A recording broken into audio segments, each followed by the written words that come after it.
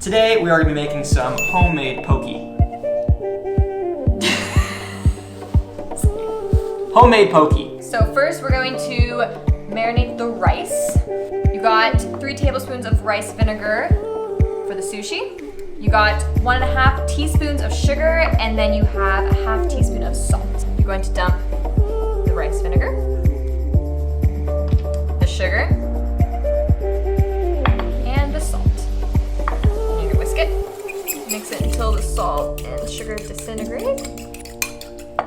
Then, with the rice, you're going to pour it over the rice and fluff the rice with a fork.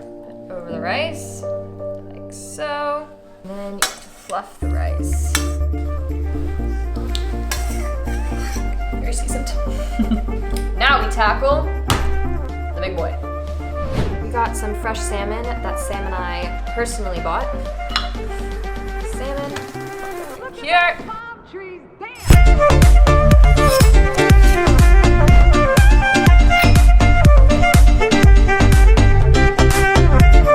Next step is marinate the salmon. So I have 2 tablespoons of soy sauce in here. I'm gonna add a tablespoon of sesame oil. Voila. The purpose of soy sauce is to marinate the salmon, to give it that unique flavor. Now we pour. And we're going to mix the salmon. Doesn't need too much sauce, a little goes a long way. We're making a spicy mayo. I'm just using some leftover from this. Scrape it out. There's really no measurements, just kind of winging it.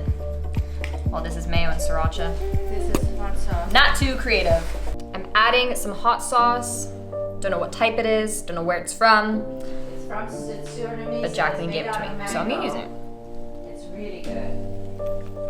Next is the toppings. I'm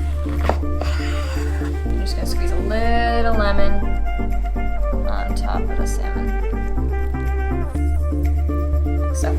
3 lines, 3 cuts in the avocado. Use a spoon, and you're going to spoon it out like so. There's our avocado. Okay. Homemade crispy onions in the oven. Yep. Okay. All the ingredients now. And we will assemble our poke bowl. Okay. Look at those palm trees, damn!